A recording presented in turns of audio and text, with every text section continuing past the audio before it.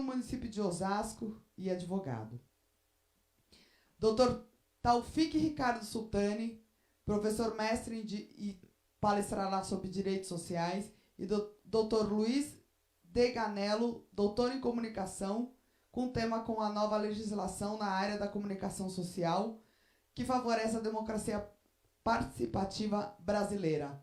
Esse é o terceiro fórum acadêmico de Barueri e região que foi realizado aqui na subseção de Barueri. O segundo foi realizado ano passado, em 2020, capitaneado pelo nosso presidente, Dr. Carlos Marques. À época estávamos em pandemia e foi realizado telepresencial. E hoje fico muito feliz que aqui estamos presencialmente em nossa sede. Agradeço a participação de todos, agradeço a nossa querida amiga doutora Kelly, da nossa comissão da advogada mulher, a nossa presidente da assistência judiciária, doutora Deise Morgado, Rosângela, nossa querida amiga, esposa do doutor Carlos Marques, que sempre nossa querida que está sempre participando aqui das nossas festividades e dos nossos congressos, e toda a advocacia aqui presente. Obrigada e com um excelente congresso a todos. Doutor Carlos, passo a palavra a ti para a composição da mesa, junto com o doutor Robson. Eu que agradeço. Eu estou sem voz um pouquinho, gente, porque eu estava hoje na Delegacia da Mulher, que, na verdade, inclusive eu faço até uma reivindicação, que na Delegacia da Mulher temos que ter uma delegada mulher, não um delegado homem, para atender às nossas necessidades e demandas de advogados e dos municípios de Barueri. Tivemos hoje, na hora do almoço, atendendo uma reivindicação de uma advogada que não estava conseguindo acesso ao inquérito policial, e por isso que hoje eu estou sem voz, doutor Carlos, para estar podendo dar as nossas prerrogativas, inclusive para essa advogada que da nossa subseção não era. Por isso que nós, mulheres, temos que cada vez mais unirmos para cada vez mais termos cargos não só de gestoras, em cargos de poder, mas sim para estarmos juntos e em conjunto estarmos desenvolvendo um ótimo e excelente trabalho dentro das nossas comarcas e subseção. Então, eu espero a ajuda de todas vocês, minhas amigas, para estarem junto conosco nessa advocacia atuante que temos aqui. Obrigada, doutor Carlos Marques, mais uma vez, pelo brilhante evento aqui realizado. Toca a condução para a sua presidência. Obrigada, meu presidente. Boa noite a todos. Obrigado, presidente Ana Luísa Correia de Castro Prime, atual presidente da 117ª subseção da Ordem dos Advogados do Brasil, Barueri, pelas palavras de abertura do nosso terceiro Fórum Acadêmico de Barueri e região, denominado como Constituição Cidadã, 33 anos depois. Como a doutora Ana Luísa falou agora há pouco desse púlpito, o primeiro fórum foi realizado em 2018. Foi engraçado, no bom sentido, doutora, porque ele foi idealizado, foi realizado e eu participei. Foi idealizado, realizado por mim, por nós, e eu participei também. O segundo foi realizado aqui, realmente, o ano passado, no dia 7 de outubro de 2020. Estávamos em plena pandemia. E estávamos aqui comemorando o 32º aniversário da promulgação da Constituição Federal do Brasil, denominada por Ulisses Guimarães como Constituição Cidadã.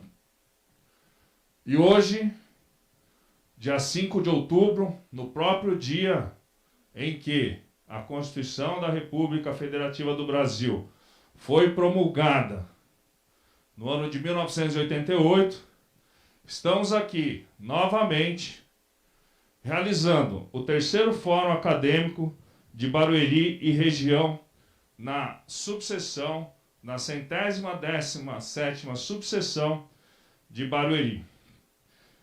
além da presidência da subseção, gostaria de agradecer também a presidência do Conselho Seccional da Ordem dos Advogados do Brasil, Seccional São Paulo, Dr. Caio, e todos os demais presidentes das subseções, das comissões temáticas da subseção da Ordem dos Advogados do Brasil. Realmente, a doutora Ana Luísa Corrêa de Castro Prime tem toda a razão. Vou pedir licença para retirar a máscara. Todos os protocolos de segurança estão sendo compostos, estão sendo cumpridos, melhor dizendo, e não estamos aglomerados.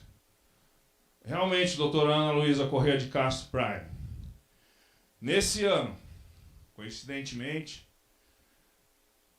também completo 21 anos de docência e advocacia. E nesses 21 anos na sala de aula, na advocacia, principalmente na sala de aula, com isso que eu vou falar agora, eu sempre disse, quem foi meus ex-alunos e são meus alunos até hoje, milhares de alunos já passaram, já tive a oportunidade de conhecer, muitos viraram amigos. Eu sempre fazia minha lição de casa para verificar o quórum dos alunos nas salas de aula. E sempre verificava, fazia essa conta nos quadros, calculadoras, etc., que o percentual maior de alunos presentes na sala de aula era composto por mulheres. E eu sempre disse a eles, sempre, podem perguntar, as mulheres irão dominar o mundo. Enquanto os homens estão cabulando aula, não todos, né? Não podemos generalizar, lógico, né? Mas a grande parte do corpo discente que se encontra aqui presente, durante esses 21 anos eu fiz essa observação, doutora Ana, é composto por mulheres.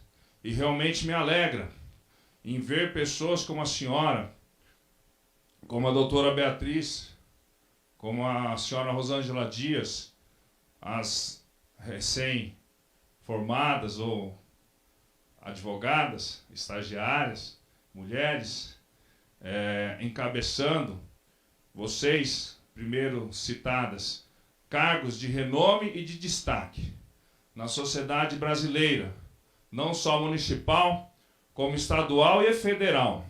E precisamos realmente de mais mulheres ocupando cargos em todas as esferas do poder, seja ele os poderes constituídos do Estado Democrático de Direito, seja eles de instituições importantíssimas como a Ordem dos Advogados do Brasil. Eu só tenho a agradecer e a parabenizar todas vocês, a qual eu peço e homenageio todas as mulheres e peço uma salva de palmas para todas as mulheres do Brasil e do mundo.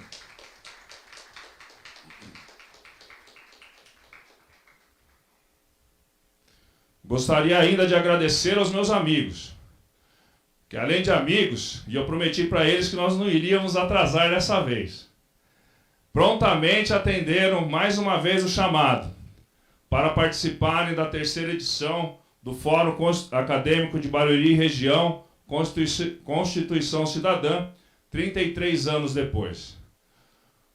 Dr. Taufik Sultani, amigo de longa data, docente, lecionamos por anos juntos e nos tornamos grandes amigos.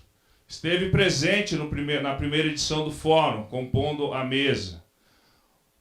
Dr. Luiz Deganello, doutor e mestre em comunicações pela USP, Universidade de São Paulo, desenvolvendo suas atribuições profissionais atualmente na Fundação Padre Anchieta, TV Cultura.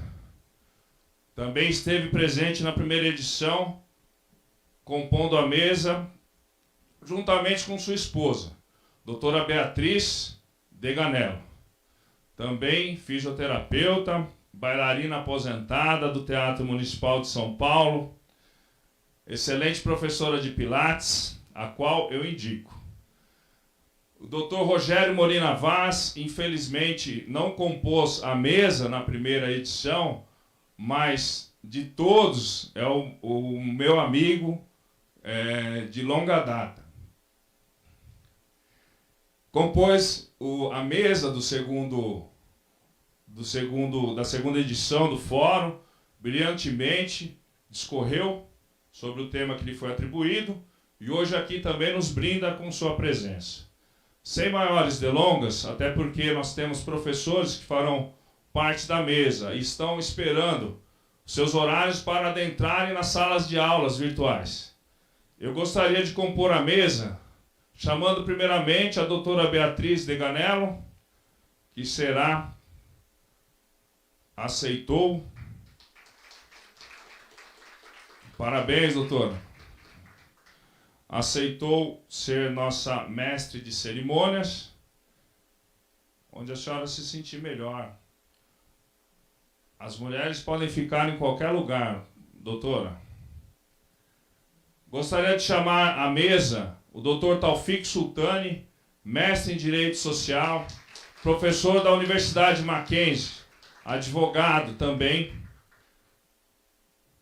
Professor Rogério Molina Vaz, mestre em Direito Administrativo pela PUC São Paulo e também especialista em Direito Administrativo pela ESA. E para completar, o doutor Luiz Deganello, mestre e doutor em Comunicações pela USP, que também discorrerá sobre a nova legislação no meio ou nos meios sociais. Passo a palavra agora o Dr. Robson, que também nos agraciará compondo a mesa e fará parte dos debates. Passo a palavra agora à doutora Beatriz Deganello, que conduzirá esse fórum, esse terceiro fórum acadêmico, Constituição Cidadã, 33 anos depois. Com a palavra, doutora Beatriz Deganello. Todos muito bem-vindos a esse encontro tão magnífico organizado aqui na OAB. É uma grande honra para mim fazer parte desse evento, porque eu não sou advogada. Eu sou socióloga, sou fisioterapeuta, mestre em fisioterapia, trabalho também com medicina tradicional chinesa, mas estou por dentro de todos os fatos que se ligam ao direito pela convivência e pela própria necessidade da minha profissão. Então, eu gostaria muito de agradecer ao convite que me foi feito pelo Dr. Carlos, porque para mim é uma honra estar aqui participando desse evento. Então, eu gostaria de chamar para a primeira, devido à pressa toda, né, que o doutor está muito, preocupado com o compromisso que tem logo agora na faculdade, onde leciona. Então, eu passo a palavra para o doutor Taufik Ricardo Sultani. Muito obrigado, muito obrigado. Antes de mais nada, eu quero agradecer à presidente pelo meu convite, que aqui está nessa casa. Essa casa sempre me recebeu com as portas abertas, sempre dando uma abertura para a gente pôr as ideias da nossa Constituição em dia, e vários debates. Em segundo plano, nós temos o Dr. Carlos também, que os convites dele sempre são muito bem-vindos, ele sabe. Nós tivemos muito tempo trabalhando junto em universidades, somos e ainda fazemos alguns casos juntos, advogando. Então, quero agradecer ao Dr. Carlos Marques esse convite. Quero também parabenizar e agradecer a presença do Rogério e do Dr. Luiz Deganello, tá? Que eles foram meus parceiros aqui no outro fórum e não temos tempo a perder. Vamos apresentar o nosso fórum aqui, então eu vou pedir para... Quando a gente fala dos artigos da nossa Constituição, eu posso dizer que a nossa Constituição é uma das mais completas do mundo. Se você for analisar, é uma Constituição que ela tem o quê? Ela tem um poder de dividir todas as áreas sociais, fundamentais, direitos de primeira, segunda e terceira geração, e então ela cria toda uma mudança dentro da nossa sociedade. Então, apesar de ter tantas emendas, alguns alunos sempre me perguntam, poxa, professor, mas a Constituição dos Estados Unidos tem não sei quantos artigos, a Constituição de Cuba não tem não sei quantos, e assim vai, a da Espanha tem muito menos artigos. Aí eu falo assim, mas só que eles não tratam de todos os direitos da nossa sociedade.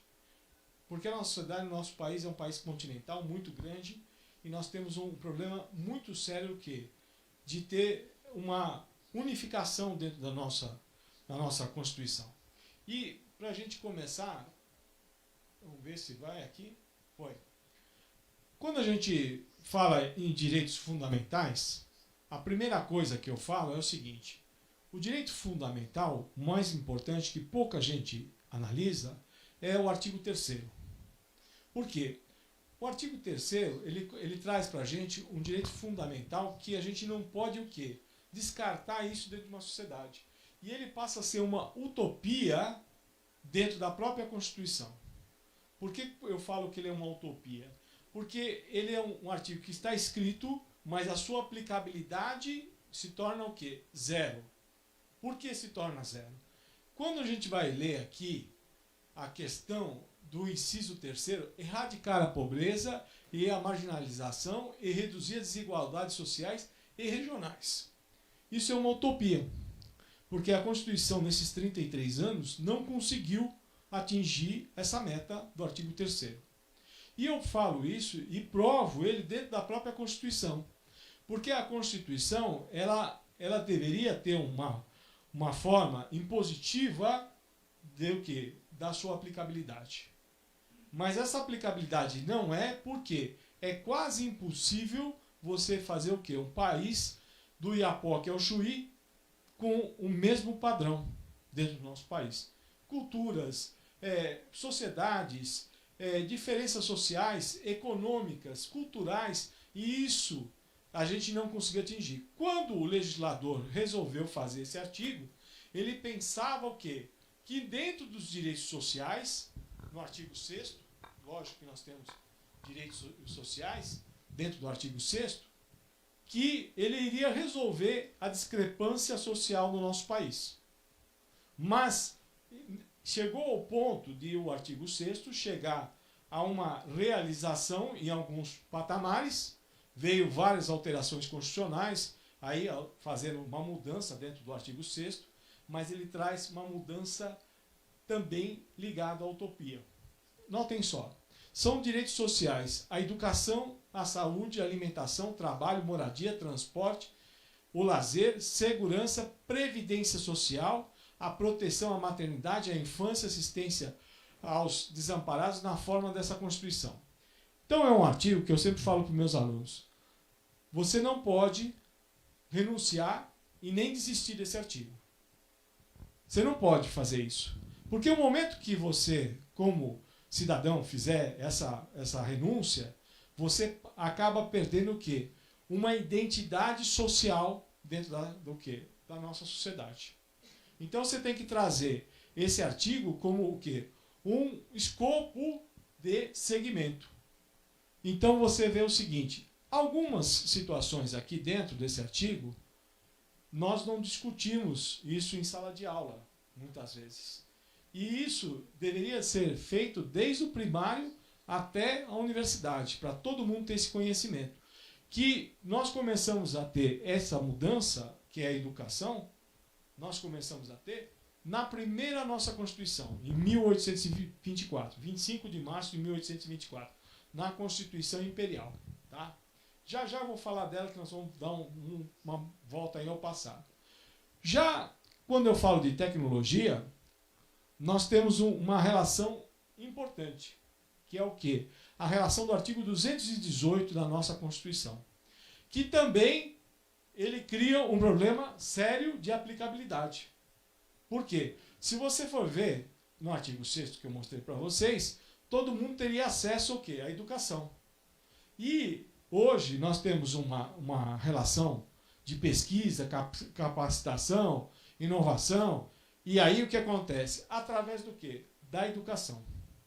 Só que o que acontece hoje? O cara hoje, ele termina uma universidade, ele vai procurar um programa aí do CAPES para tentar uma bolsa e tudo mais, e ele vai receber um salário e meio. E isso cria o quê? Um desincentivo social ao estudo. A pessoa vai trabalhar, vai fazer outra coisa, mas não vai ser pesquisador do CAPES. Outro detalhe importante. Quando a gente fala em tecnologia, ela cria uma relação com o quê? Eu tentar capacitar todas as pessoas que estão integrando a nossa sociedade, de uma forma genérica. Mas, infelizmente, o que acontece? Se a gente não tem educação básica, como que a gente pode ter algo superior que é a capacitação, vamos dizer, tecnológica, da inovação? Que é o sistema que nós temos hoje com a informática, com toda essa questão.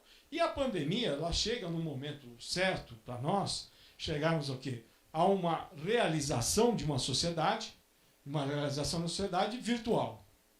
E aí vocês viram que o Dr. Carlos falou que nós estamos seguindo todos os protocolos aqui, estamos realmente seguindo todos os protocolos, mas aqui eu tenho o quê? Nós temos menos de 1% da nossa população que são capacitados para entender o que eu estou falando isso aqui hoje.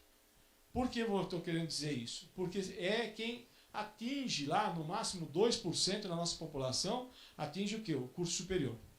Lá no final, né? Porque vai ter aquele que iniciou, mas não terminou, mas aquele que terminou. E disso daí também nós temos que ver quais vão atuar dentro da relação o quê? De capacitação na área de trabalho que ele estudou. Porque às vezes o cara vai virar motorista, vai virar Uber, vai virar qualquer outra coisa. Porque não teve a capacitação correta. E isso não é um problema só da relação do artigo, mas da própria sociedade de não exigir o que é essa capacitação. Tá? Então vamos lá. Outro detalhe importante que acontece. Quando a gente vê o parágrafo 1º desse artigo 218, ele coloca o seguinte, que ele fala uma relação de Estado.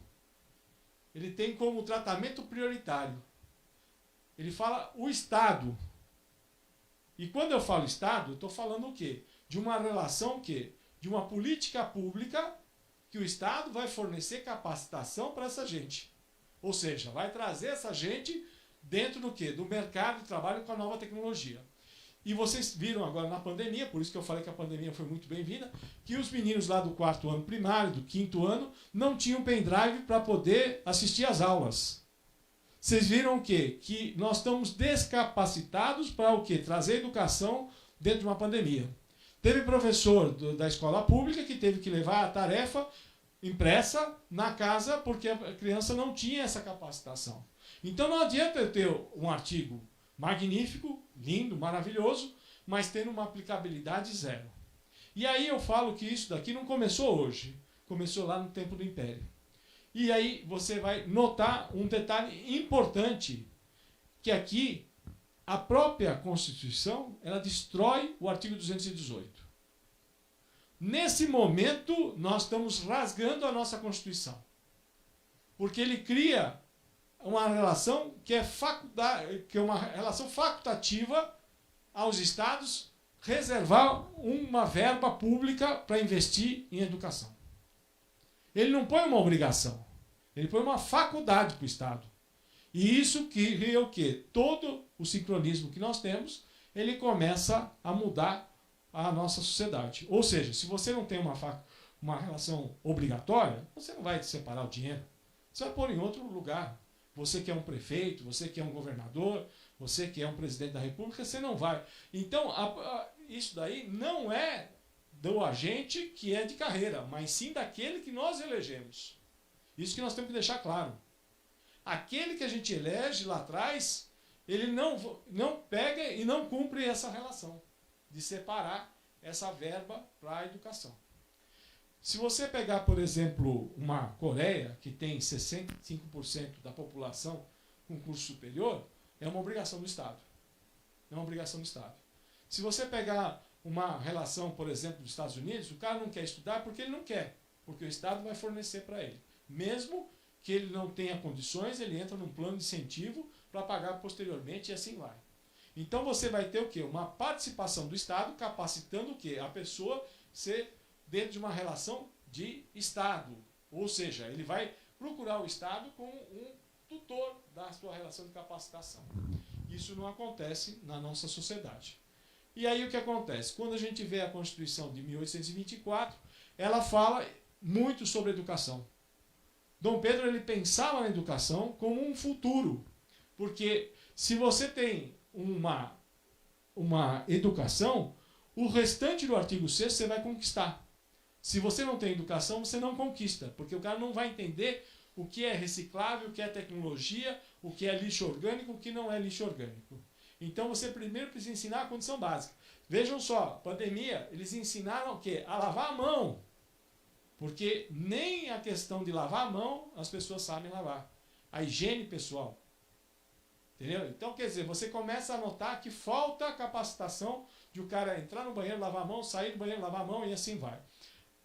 É importante que a gente nota que aqui nós não estamos falando o quê? Um outro detalhe. Aqui não tem, nessa Constituição, não tem mulher. Como a doutora tocou aí em relação à mulher, nós vamos ver que a mulher só vai entrar na nossa Constituição em 1934. Tá? Vamos lá. Eu falo aqui de 1891, ela não fez nada, não mudou nada. Achávamos que a República ia mudar todo o nosso sistema, né? Mas nós não podemos esquecer que nós saímos do quê? De uma relação escravocrata, de um jeito, entramos de outra relação escravocrata hoje, que o 13 de maio de 1888 continua até hoje. Se você for ver, a diferença social, a discriminação de raças, eu posso falar isso, entendeu? Então, quer dizer, essa é uma questão realmente importante. Só pelo meu nome vocês veem, né? Que Taufik Sultani é totalmente muçulmano, né? Muito bem. 1934, nós temos um detalhe. A nossa Constituição de 1934, Getúlio queria ser presidente, queria continuar. Ele foi colocado lá de uma maneira meio em 32, em 30, né? Na Revolução de 30, entrou, fez tivemos a Revolução Constitucionalista em 32, que São Paulo acabou perdendo toda aquela questão. Em 34, ele cria a Constituição. E ele foi muito esperto. Por quê? Nós já tínhamos algumas situações que já tinham no mundo parado, porque não pense que as coisas aparecem assim do dia para a noite, não. E aí, primeira coisa que ele vê é o seguinte. Primeiro, se eu pegar só os trabalhadores, eu consigo ganhar as eleições? Não. Quem que eu tenho que pegar mais para isso? Ele falou, só se tiver o voto feminino. Foi o momento que teve o voto feminino, foi em 34. Foi colocado dentro da Constituição. Aí entra a mulher nessa questão. E ele resolve usar uma regra que deu certo lá no Papa Leão XIII, a Rerum Novarum, que significa em latim coisas novas, que ele traz toda a relação trabalhista dentro do quê? O menor não pode trabalhar, a mulher também não pode, vai trabalhar em tantas horas, vai ter um dia de descanso por semana. Ele traz a Rerum Novarum nessa época em cima disso. Então, se você pegar a Constituição de 1934, ela é um Ctrl-C, Ctrl-V entre a Rerum Novarum e o Tratado de Versalhes da OIT. Se você for ver isso daí. Então, naquele momento, o que acontece? Getúlio fica super popular dentro dessa regra e ele resolve fazer o quê? Uma mudança de comportamento dentro da nossa sociedade, que ele fala o seguinte, olha, se na Igreja Católica deu certo, porque a Igreja Católica estava tendo um problema muito sério em relação à religião, numa questão de uma revolução dentro da Inglaterra e no mundo todo. Fora isso, nós temos os budistas, temos os muçulmanos, os judeus, que começam a ter o quê? Uma migração mundial. E aí o que acontece? A igreja resolve mudar o seu modo de fazer, pegando o trabalhador. E aí que ele acaba criando essa relação. 37, entramos no estado autoritário, ele fecha tudo, resolve acabar, volta até pena de morte no nosso país, que já foi extinta lá na Constituição de 1824, mas no Código Penal de 1830, volta a pena de morte no nosso país, depois de 1891 é retirada novamente. 46 não muda muita coisa, dizem alguns estudiosos aí, que nem o Dr. Carlos, que é uma das melhores constituições, a de 46, mas eu falo para ele o seguinte, olha, Dr. Carlos, veio a de 88, o senhor era muito fã de carteirinha do Ulisses e gostava tanto, eu acho que o senhor prefere a de 88. Começa, ele fala que é isso mesmo. A de 67, ela faz o quê? Ela vai legalizar o regime militar, criando um problema de centralização de Constituição e criando um conflito, mais uma vez, com o povo. Notem o seguinte, nós só vimos em 1824 a educação. De lá para cá não vimos mais nada de educação. Acabou. Acabou. Aí vem a Constituição de 88, que ela traz a palavra educação. E aí nós temos algumas emendas constitucionais que vai falar de moradia, alimentação e educação, nada, gente. Mais uma vez, nada. E quer dizer, quando a gente fala de educação, a gente está falando de tecnologia, está falando de inovação, de introdução dessas pessoas dentro do mercado de trabalho, que começa a mudar completamente a nossa sociedade. Mas o populismo da relação do voto traz situações mais, vamos dizer, pontuais em relação à moradia, alimentação e transporte. Concorda comigo se vocês pegarem e fazer a educação o centro do nosso universo, isso aqui é uma conquista o quê? Obrigatória. Olha só esse grande problema. Se você não dá educação para o povo não tem como responder em relação ao trabalho. Porque não é só criar faculdade, pode ser curso técnico, pode ser uma especialização, um curso rápido. Por quê? Aí é consequência. A alimentação é consequência. O cara que trabalha consegue comprar seu alimento através do quê? Da educação. Então, hoje, muitas vezes, o aluno vai para a escola para comer. Comer. Simplesmente isso, só para comer. Não é porque ele vai para aprender. Às vezes a pessoa que está ensinando não tem nem capacitação para ensinar aquela pessoa que está atrás. Então ela cria esse problema. Aqui eu crio uma relação importante, né? E eu falo aqui que os direitos sociais de terceira geração, que eu falo aqui 2 pontos importantes aqui, tá? Eu falo que a educação, tendo educação, os demais direitos são conquistados automaticamente, garantindo o desenvolvimento do país. Isso não é só aqui. Nós temos essa relação na Europa, nós temos essa relação nos países orientais, no Japão e em outros países que trazem essa relação. O nosso país, ele traz um tripé aqui da Seguridade Social entre saúde, previdência e assistência social. Aqui é uma situação obrigatória, do artigo 196 para cá. Quando eu falo em assistência social, no 204 da Constituição, ele joga fora toda a relação de educação, tecnologia, ele joga tudo fora. Porque ele fala, você não trabalha nem nada, você será privilegiado em ter assistência social. E esse é um problema sério, porque o brasileiro ele acaba aceitando o quê? A relação de trabalho em cima disso daí. Ele fala, não, qualquer coisa eu caio no LOAS. Tá? Eu caio no LOAS e tudo bem. Eu vou receber um salário mínimo lá, não vou ter o 13º, mas vou receber. Quanto que nós temos aqui de 300 milhões de brasileiros, nós temos 45 milhões registrados hoje com carteira assinada no nosso país. 45 no máximo, isso aqui. Só que a conta não está fechando. Por quê? Nós estamos tendo mais gente aposentando, tudo mais. Não há como essas pessoas manter. Aqui nós temos um detalhe importante, que a nossa Constituição, ela se baseou num cara chamado Lord Beverick, na Inglaterra, que ele falava que a saúde na Inglaterra era do berço ao túmulo. Então, quer dizer, essa questão, ela continua até hoje. Nós tivemos aqui um bandido que que ele assaltou um trem na Inglaterra e fugiu para o Brasil, Williams Biggers, né? E ele, nos últimos anos de vida dele, o que ele falou? Eu não quero ser tratado pelo SUS. Eu quero ser deportado para a Inglaterra. Mas o teu crime não prescreveu na Inglaterra. Não tem problema. Eu prefiro lá, porque lá eu tenho direito ao quê? Toda a saúde até o fim da minha vida. Notem só como que é um negócio, é importante essa sociedade, quando você fala de tutela do Estado em cima da relação. Então ele sabia que no Brasil ele não ia ter assistência lá. Ele preferia ficar preso, mas viver um pouco melhor e ter um tratamento melhor dentro dessa regra. E o Brasil, o que ele fez? Ele criou a saúde para todos, mas só que não criou uma regra, porque se eu fizer uma pesquisa aqui, 85% tem plano de saúde particular, porque não confia no SUS.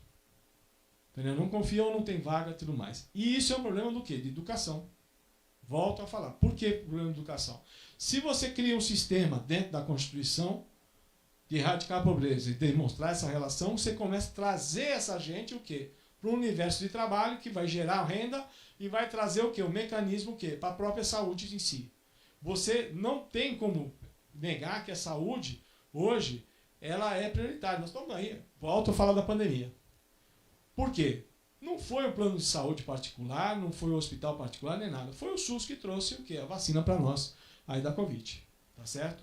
Agora, se você analisar essa relação da saúde, ela está saindo de algum lugar. Então você começa a entender que essa regra ela é possível. Nós chegamos aí, para todo mundo estar sendo vacinado, nós estamos aí com 100 milhões de pessoas vacinadas no nosso país, então ela funciona. E eles recebem para isso. Mas isso é uma coisa, o quê? É perene. A gente não pode investir só nessa geração. Nós temos que fazer uma geração toda, e outra, e outra, e outra, e outra. E então como que funciona? Você tem que dar educação para o avô, para o pai e para o filho. E assim, e para o neto depois também. Nessa relação começa a mudar. E começar a descredenciar a assistência social de uma forma, o quê? Fazendo uma capacitação dessas pessoas na inserção, o quê? Dos excluídos dentro da sociedade. Nesse momento que você começa a incluir essas pessoas, nós começamos a ter o quê? Mais receita para o Estado também, porque eles vão produzir para o Estado. Esse é um detalhe importante. Mas se você não fornecer uma capacitação para essas pessoas, você vai ter um Estado o quê? Morto dentro de uma sociedade. Então você acaba tendo uma lei morta dentro dessa relação. Muito bem. Que nem eu falei, volto a repetir que a educação é o principal ponto que nós temos. Entendeu? E aí a tecnologia ela é consequência. Mas nós temos que tirar aquela relação facultativa. Nós temos que fazer uma relação obrigatória. E isso só podemos mudar com o quê? Com a nossa palavra dentro da sociedade. Eu não posso mudar isso aqui. Tudo isso aqui a gente consegue através da educação. Então, eu não vou falar cada um deles, que eu já estou chegando ao fim, mas a primeira coisa que eu posso falar é o seguinte. Se você tem trabalho, não importa o trabalho que você tenha, você começa a ter uma dignidade social. Mas você só consegue isso se você tiver capacitação para isso. E aí vamos chegar. Agora, utopia. Imagine um cara que ganha R$1.100 por mês ter lazer. Como que ele consegue? Se ele não consegue comprar carne, eles reclamam hoje que não consegue comprar carne, como é que pode? Esse é um detalhe importante. Transporte, aqui no nosso país, pela renda do trabalhador, é caríssimo. Pela renda do nosso trabalhador. Entendeu? Se você comparar. Porque ele vai ter o quê? Uma relação do quê? Da contrapartida do transporte. Então nós não podemos cobrar essa relação. E o povo aceita esse tipo de coisa. Entendeu? Prefere aceitar esse tipo de coisa. Aqui, uma coisa interessante. Ele cria, nesse artigo 6º da nossa Constituição, uma proteção geral. Maternidade, infância e o ECA. Mas ele cria de uma maneira assim, os civilistas eles vão me achar assim, um pouco, vamos dizer, superficial nessa relação, porque ele fala de uma detalhe assim, olha, não, nós vamos cuidar, vamos criar a vara da família. Que nem criaram a questão da Maria da Penha. Resolveu a Maria da Penha? Não. Aí criaram o feminicídio, também não resolveu. Vai criar mais 2 ou 3 dispositivos legais que talvez não funcionem. O que tem que mudar, muitas vezes, é a relação do quê? Da lei. Ou seja, se há uma agressão, há uma mudança, maternidade, tem que mudar essa relação do ECA. Por exemplo, vamos baixar a minoridade. Não vai ter problema, o cara vai cometer o crime com 14 anos, com 12. Mas se o cara, de repente, ele para de ser aviãozinho dentro da comunidade e começa a estudar, ele vai ver que aquilo lá tem um valor social muito maior do que ele está fazendo, vender droga lá na sociedade. Então, é esse comportamento que nós temos que mudar. Não adianta eu querer, nós temos que chegar num momento que, qual é a causa da nossa sociedade estar nessas circunstâncias. E aqui eu faço um comparativo para encerrar a nossa palestra, trazendo o seguinte. Se você vai erradicar a pobreza e as desigualdades sociais, você vai conseguir o quê? Mudar essa relação da tecnologia. Então eu digo o seguinte, a gente está no momento da tecnologia, estamos realmente numa área cibernética muito grande hoje em dia, mas nós não chegamos a esse ponto aqui. Nesse ponto ninguém discutiu até hoje. Então esse é um detalhe importante. No momento que a gente cobrar dos nossos governantes a relação do quê? Dessa regra ter mudado, ser uma obrigação, nós começamos a mudar o comportamento social. Então, para encerrar o nosso trabalho aqui hoje, eu falo o seguinte, a regra que nós temos dentro da nossa sociedade, ela é ótima. A nossa legislação é uma das melhores do Brasil. Não sei se vocês sabem, em 1832, o nosso Código Criminal Imperial, que não era Código Penal, era Código Criminal Imperial. Lindo o nome, eu acho pomposo, né? Nome muito bonito. Era o melhor código da América Latina. Não sei se vocês sabem disso. Entendeu? É o melhor código da América Latina. Se baseava numa regra na legislação, é de 1832, no Código de Napoleão. Entendeu? Se baseava. E foi buscar vários momentos aonde? Nas 12 tábuas de Roma. E aí ele criou o melhor código que nós temos. Então nós temos capacidade de criar ótimas leis, mas a aplicabilidade dessas leis, muitas vezes, não são suficientes para uma sociedade tão vulnerável que nem a nossa.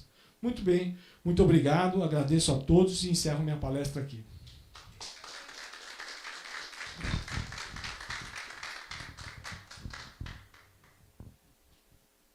Obrigada, professor. Excelente palestra, parabéns. Nos esclareceu muitas coisas, muito elucidativo. Então, agora vamos prosseguir ao nosso encontro, vamos compor a mesa novamente. Gostaria que os próximos palestrantes também viessem aqui, o Dr. Carlos, o chefe do evento, né? A doutora Ana Luísa, vem para a mesa.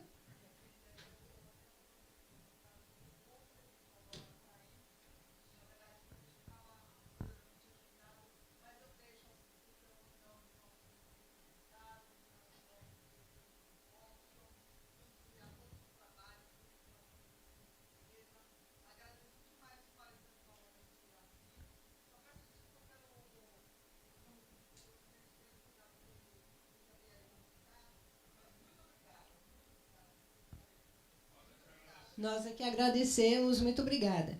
Então, aqui na mesa, o Dr. Rogério e também o Dr. Luiz Deganello. Agora nós vamos convidar o Dr.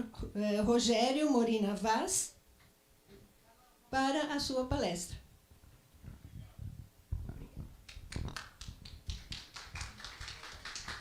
Tá ligado? Bom, primeiramente, boa noite. Queria parabenizar o professor Taufik pela brilhante palestra e aumenta mais a responsabilidade de falar logo na sequência dele. Bom, agradecer essa casa, na pessoa do Dr. Carlos, a OAB, Casa do Advogado. Na outra oportunidade fui muito bem recebido, assim como estou sendo na data de hoje. Gostaria de cumprimentar os palestrantes, na pessoa do Dr. Taufik, que acabou de palestrar, e saudar todos os presentes, e especialmente doutora Raquel, doutora Célia e doutora Bruna, parceiras lá da Procuradoria Geral do Município, Procuradoria de Tribunal de Contas. Obrigado pela presença, um agradecimento especial.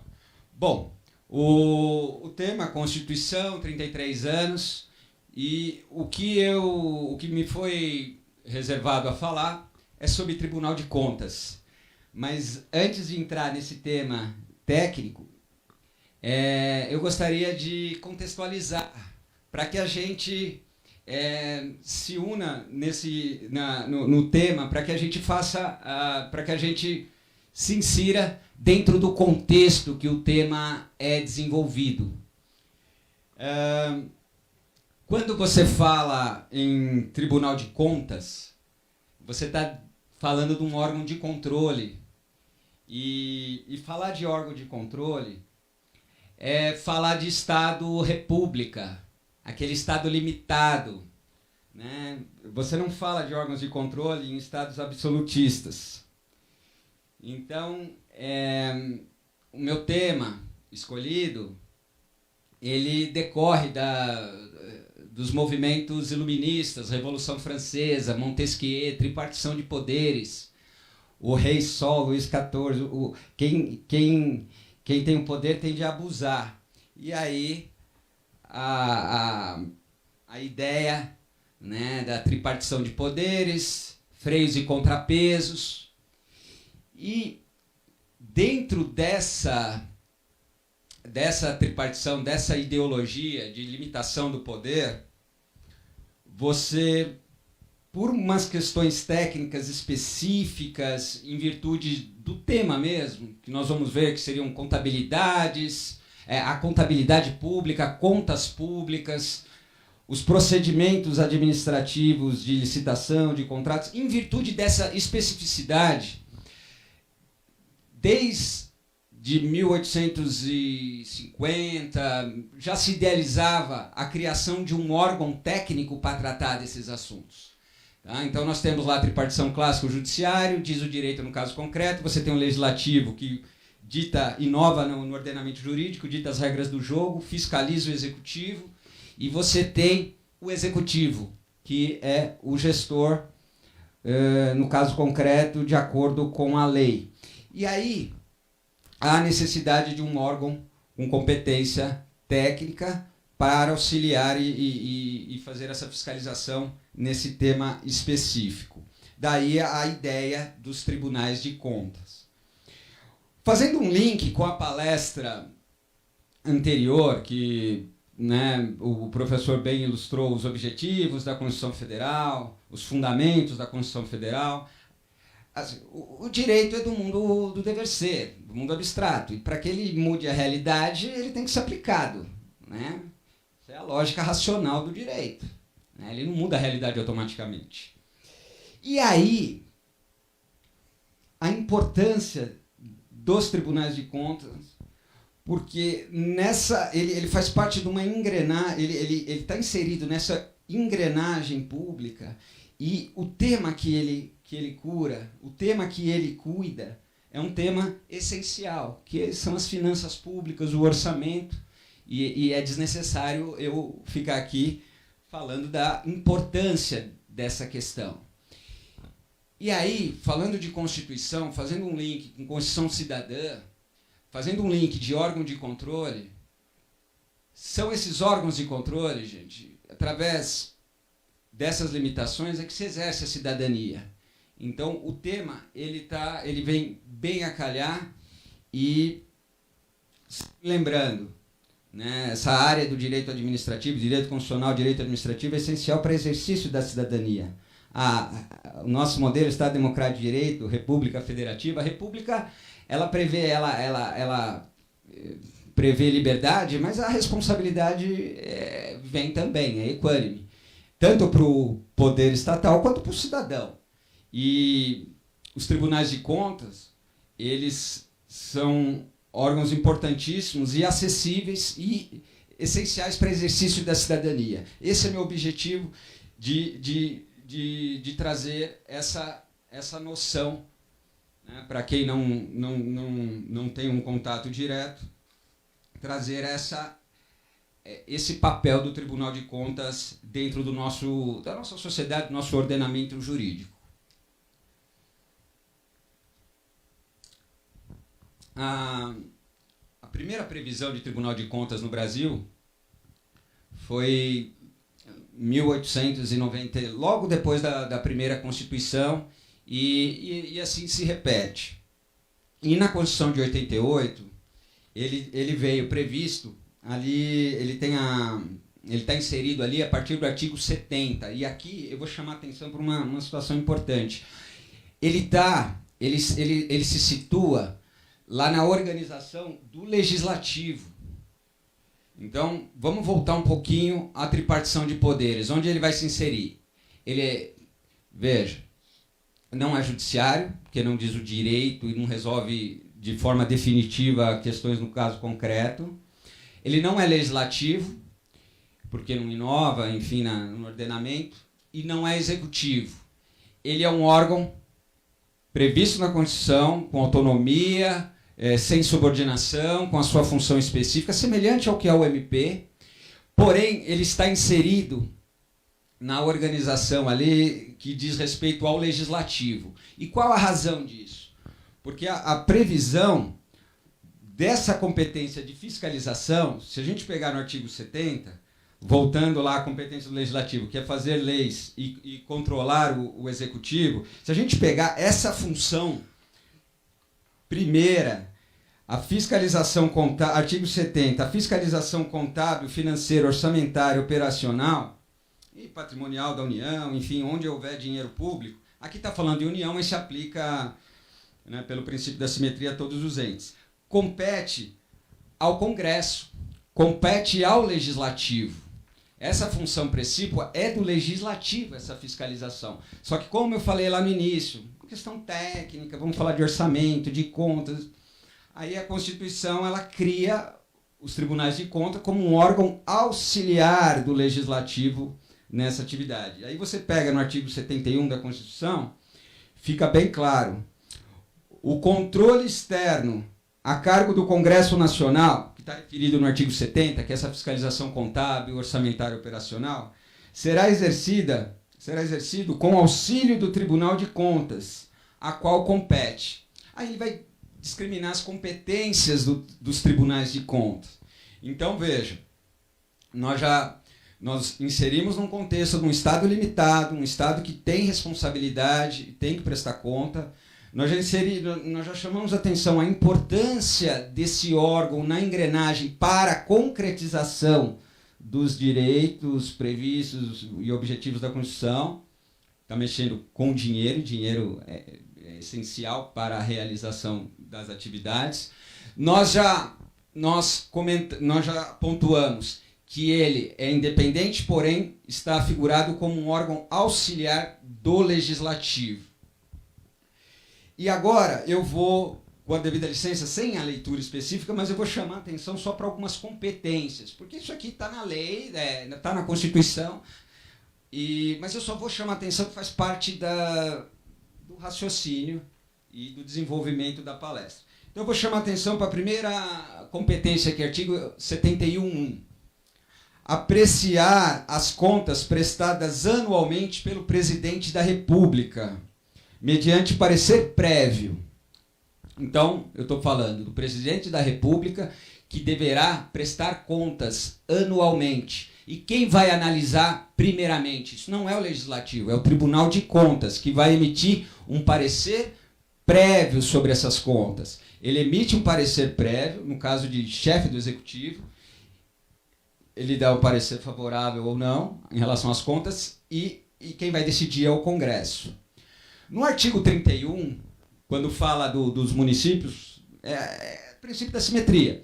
Aí cabe aos tribunais de contas, no caso aqui de São Paulo, do Estado, né, porque nós temos tribunais de contas municipal em São Paulo e no Rio, mas aqui, na nossa cidade aqui no estado de São Paulo, a maioria, né, com exceção da capital, todos os outros municípios submetem ao TCESP. Então, no artigo 31 diz, as contas do prefeito, no caso, chefe do Executivo Municipal, serão prestadas anualmente ao Tribunal de Contas, que emitirá um exame prévio, um parecer prévio. E aí a competência passa assim, quem vai definir é a Câmara, né, no caso, se ela aceita ou não esse parecer prévio. Uma outra competência importante, que aí vai abarcar toda e qualquer pessoa que tiver, de alguma maneira, administrando dinheiro público, que é o 71.2. Aí é presidente do Tribunal de Justiça, seja presidente de Câmara, presidente de fundação, a gente presidente de consórcios públicos, gestores de contrato, entidades que recebem subvenção. No 71.2, aí a competência é do Tribunal de Contas, de julgar as contas desses administradores. Então, bem dizer, se você for para uma regra lógica, excepcionalmente o chefe do Executivo, por umas questões políticas, por prevalência do direito ao voto, para que o chefe do Executivo, de repente, não fique submetido a um processo e eventuais consequências que quebrariam a regularidade do jogo político. No caso do chefe do executivo, o Tribunal de Contas emite um parecer e quem vai decidir é o outro poder, que é o poder legislativo, que é a função precípua dele. Tirando esse caso do chefe do executivo, os demais são julgados pelo Tribunal de Contas. Vai apresentar o balanço anual e aí o Tribunal de Contas julga. Dentro de diversas competências, aí depois vocês podem acompanhar no 71.2, sempre lembrando, nós estamos lá num ambiente de contabilidade, estamos num ambiente de balanço, nós estamos num ambiente de operacional, contratos, licitações, concursos, recebimento de subvenções. Eu gostaria de chamar a atenção, e justamente que eu falei daquele exercício da cidadania, o Tribunal de Contas recebe denúncias, representações de qualquer cidadão, né? Qualquer cidadão, do cidadão, né? O artigo 70, incisos, prevê expressamente, né, a questão, a previsão da possibilidade de oferecimento de denúncias e representação por qualquer cidadão. Então, veja, nós estamos numa seara importantíssima para a concretização dos fundamentos e objetivos previstos na Constituição. Esse é o ambiente que a gente se insere quando fala em Tribunal de Contas. E nessa seara do Tribunal de Contas, eu gostaria de chamar a atenção para vocês que ele faz um trabalho importantíssimo, preventivo na administração pública. Ele baixa orientações, ele baixa normativos.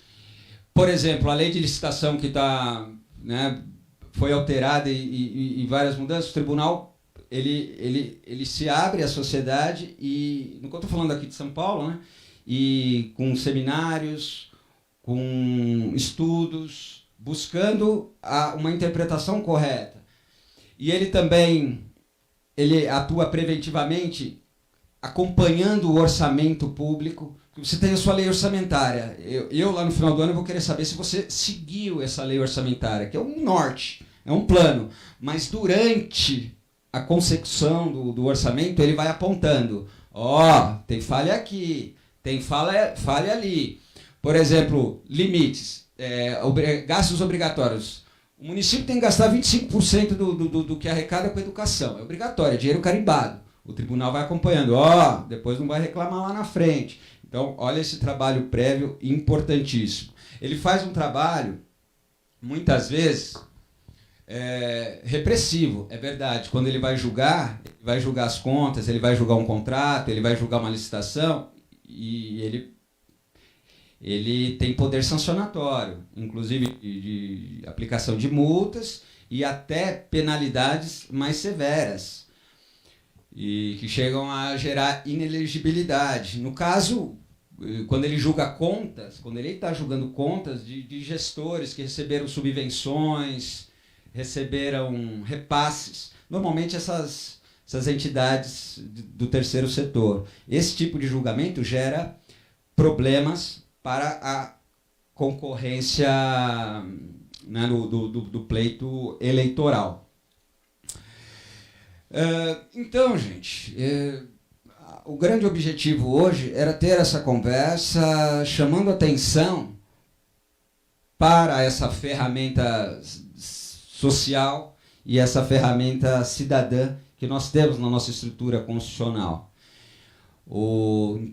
Nós temos aqui em todos os estados tem tribunais de contas. Os únicos 2 municípios que possuem, porque são anteriores à Constituição, capital, São Paulo, e Rio de Janeiro. Tá? Isso são informações que vocês podem buscar com mais detalhes. E lembrando que é um tribunal muito acessível ao cidadão. Se vocês entrarem no site, aí falando de tecnologia, puxando o link da palestra anterior, se vocês entrarem no site, vocês vão ver Fale o Cidadão, Serviço ao Cidadão. Realmente, estou falando do estado de São Paulo, mas eu creio que seja a toada dos tribunais de contas. Nós temos Tribunal de Contas da União, né, também nessa linha. Então, exercendo esse seu papel institucional, né, de azeitar, fiscalizar essa engrenagem, fiscalizar, apontar irregularidades. E só para encerrar, quando você vai falar, a gente fala que é Tribunal de Contas, essa denominação foi uma escolha da Constituição, é tradicional.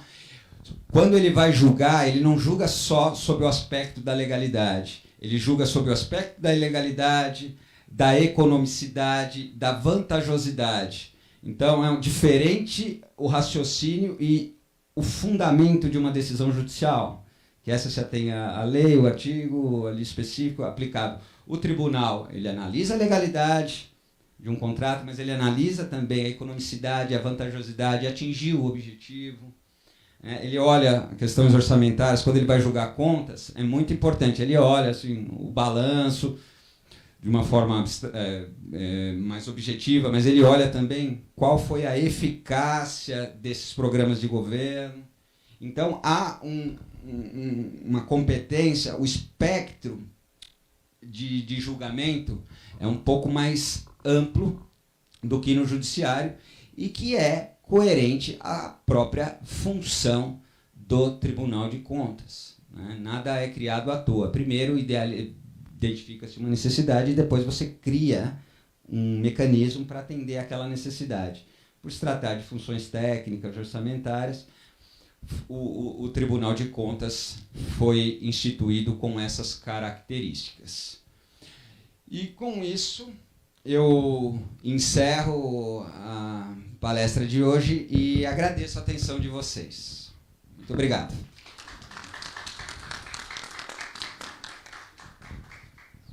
Posso falar? Só uma observação, professor Rogério.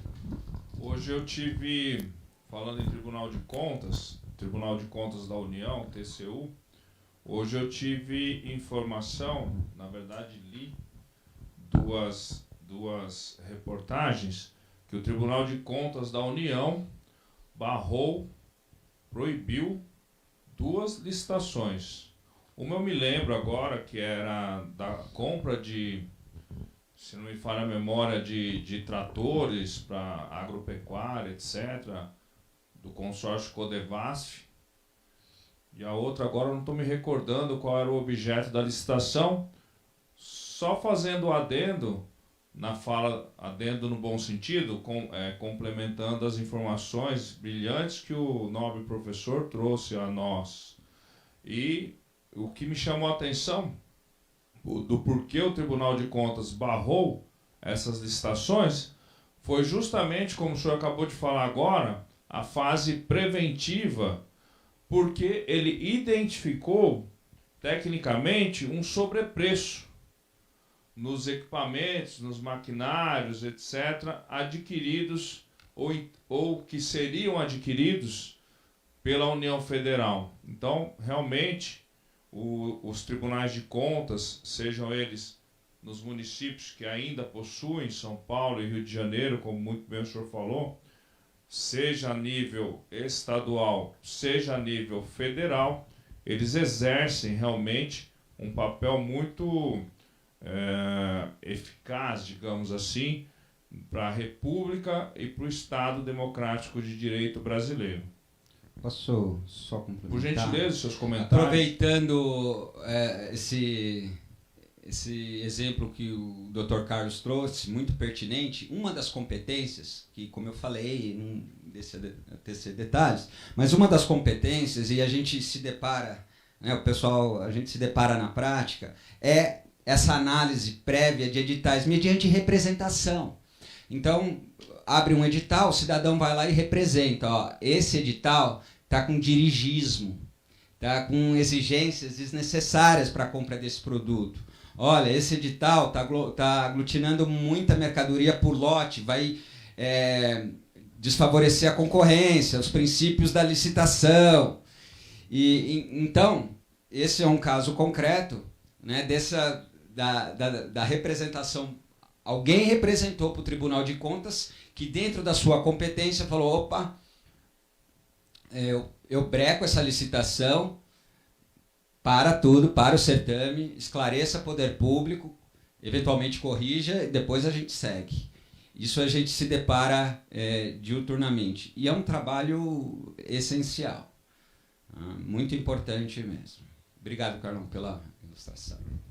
Imagina, eu como presidente da mesa, eu é que tenho a agradecer, inclusive em nome da 117ª subseção da Ordem dos Advogados do Brasil, de Barueri, a brilhante explanação que o nobre amigo, colega, dileto advogado e procurador do município de Osasco acaba de nos saudar e abrilhantar nossa noite de hoje.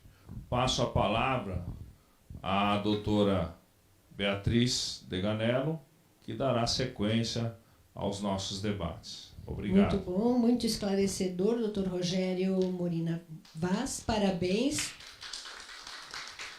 É bom saber disso. Agora, é só uma perguntinha, se o senhor permite. Essa representação, quando se suspeita algo diferente numa solicitação de licitação, qualquer pessoa pode fazer? Qualquer cidadão. Aí cada tribunal vai ter o seu procedimento, mas onde protocolar o pedido, o que você precisa constar dessa representação, seu nome, seus dados, enfim, tem um procedimento, mas qualquer cidadão pode representar contra qualquer irregularidade. E me arrisco aqui a só um minutinho, um artigo expresso na Constituição. Aqui, 75, que ele fala, é o 74, parágrafo 2º. Porque o 74 está no controle interno, tá, gente? Que seria uma controladoria geral interna, etc. Também trabalha nessa mesma área do tribunal, mas é interno, seria do próprio município. Aí no 74, parágrafo 2º, diz assim, qualquer cidadão, partido político, associação ou sindicato, tem legitimidade parte legítima para, na forma da lei, né, na forma que ficar definido ali na lei, nas normas internas do tribunal, denunciar irregularidades ou ilegalidades perante os tribunais de contas. Isso é muito bom, não precisa um representante legal desse cidadão, não. um advogado, nada. E inclusive, não precisa nem advogado, você não precisa uma interposta pessoa. Assim como é acessível o MP. Claro que as competências são distintas, mas o papel que o MP faz, que é uma abrangência muito maior que o Tribunal de Contas, que é mais competência específica, a lógica é a mesma. E enquanto esse amadurecimento social não vier, assim, ele vem passo a passo, a gente vai ainda estar aquém do nosso papel de cidadão. Porque o papel de cidadão, a meu ver, assim, se completa a partir do momento também que você, além de exercer sua personalidade, as suas virtudes, também passa a exercer a sua obrigação social. E nós temos meios para isso. E por isso fico tão feliz de estar podendo dar essa palestra hoje sobre esse tema. Nós aqui ficamos felizes com essas informações. Muito obrigada e parabéns. Eu gostaria de saber se nós temos aqui também a visita do Dr. Robson Prado, advogado da Comissão de Direito Empresarial, presidente da Imagem Pública do Rotary Clube de Barueri e conselheiro da CIB. Dr. Robson, gostaria de saber se o senhor também vai nos dar a honra da sua palavra.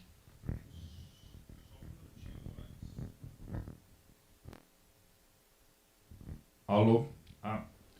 Dia 5 de outubro é um dia especial, porque além de comemorarmos os 33 anos da Constituição da República Federativa do Brasil, hoje também se comemora o Dia do Empreendedor, não é, doutor? Do microempresário. E também hoje faz 10 anos que nós perdemos Steve Jobs, o fundador da Apple. Então vejam que o dia 5 de outubro realmente é uma data muito importante. Eu gostaria de pedir para que o Dr. Robson traçasse alguns comentários sobre o empreendedorismo no Brasil, sobre a dignidade humana e sobre as relações de trabalho, inclusive nesse período de pandemia, e que a sociedade brasileira e mundial vem recuperando suas atividades econômicas na medida em que o Covid-19, o SARS-CoV-19, vem sendo controlado pelas autoridades competentes, inclusive sanitárias. Por favor, Dr. Robson. Bom, muito boa noite a todos. Dr. Carlos, que preside aqui esse importante fórum.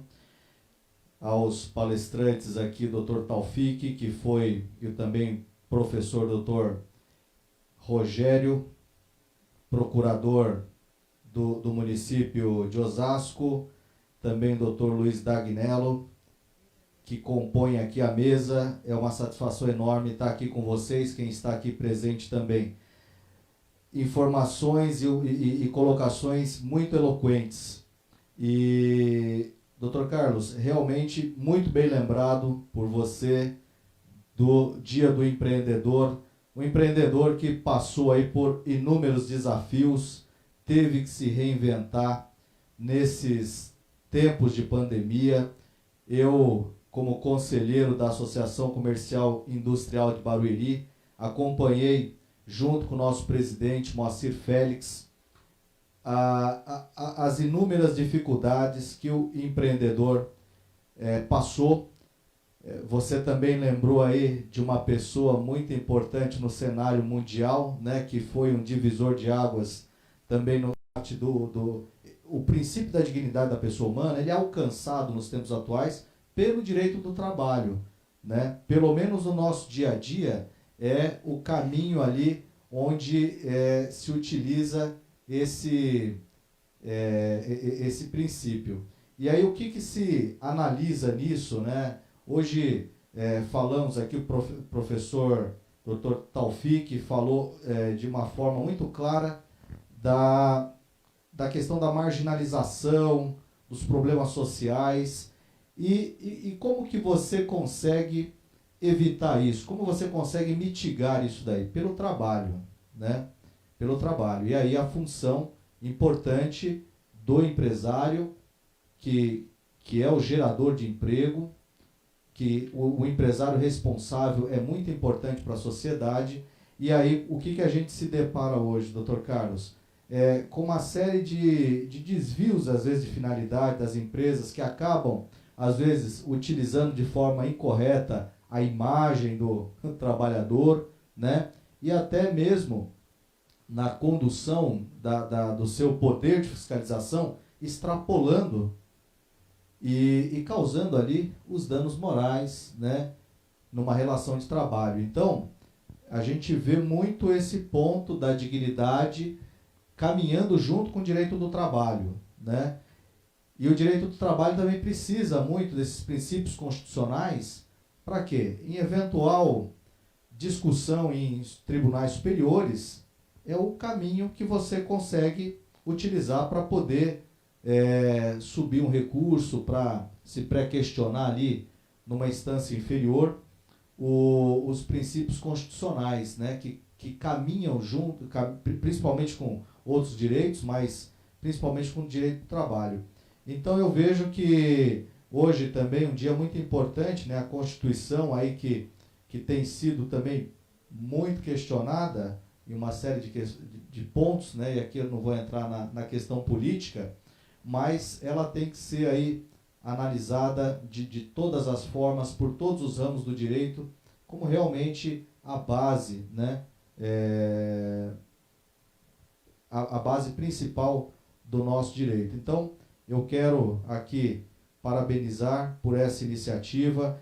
Também quero parabenizar aqui a nossa subseção de Barueri, que é uma seção inclusiva, que tem dado espaço a todos os setores do direito, por meio da nossa presidente, doutora Ana Luísa Castro, que tem feito um trabalho incrível. Em nome dela, saúdo todos os presidentes de comissão, especialmente o Dr. Carlos aqui, que faz um trabalho muito bacana aqui na nossa subseção, enaltece muito, trazendo aí um tema de extrema importância. Quero também dizer para o Dr. Rogério que esse tema que foi abordado aí, muito importante, e hoje doutor, muitas empresas deixam aí de acompanhar, né, um caminho interessante que são das licitações. O empresário às vezes fica com medo, né, de, puxa vida, aquilo é muito complexo e tal. Então, ou seja, nós estamos muito aquém ainda de atingir um nível básico de informação e ele entender que aquilo ali é um caminho importante, né? E lógico, vai passar pela fiscalização, é dinheiro público que está sendo utilizado para a compra dos materiais, né? Mas eu também dou um alerta para os empresários que é um caminho importante de se analisar de licitação pública.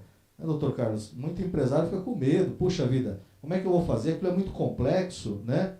E aí tem que procurar um profissional especializado para dar aquele suporte para ele, né? Então, ou seja, tem uma série de caminhos aí, e eu parabenizo todos os empreendedores também no dia de hoje, que nos acompanham aí, os advogados, de certa forma, né, a gente acaba esquecendo um pouco disso, mas todo advogado, seja ele pessoa física, jurídica, é empreendedor também, é empregador, né?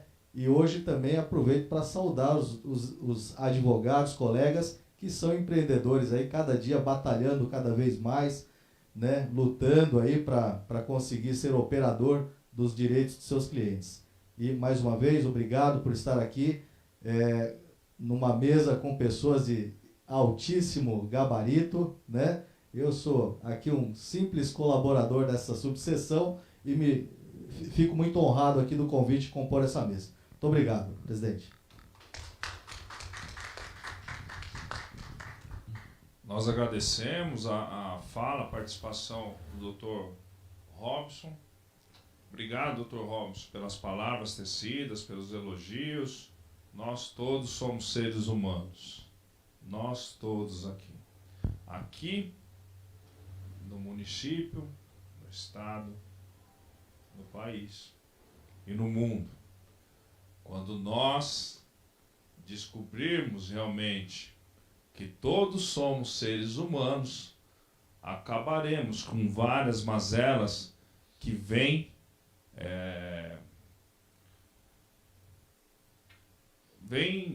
de uma maneira negativa ao longo de séculos, milênios até, impactando a sociedade brasileira e mundial. Uma delas é o racismo. Né? Se todo mundo entender que nós somos seres humanos, não tem mais que se falar em racismo, gente. É muito simples. Mas, enfim, não quero me alongar.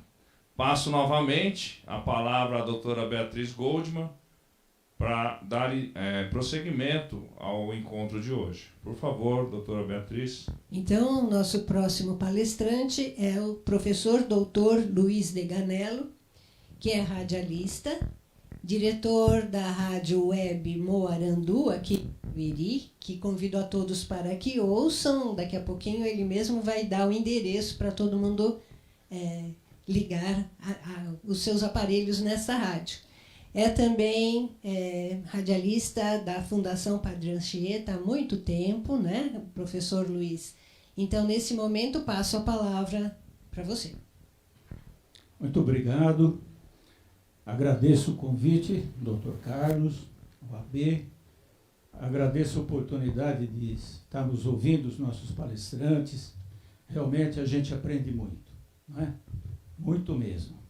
Ouvindo o doutor Taufik, não é? Falando de Dom Pedro I, a Constituição de 1824, monarquia, não é? Lá então se falava na educação, não é?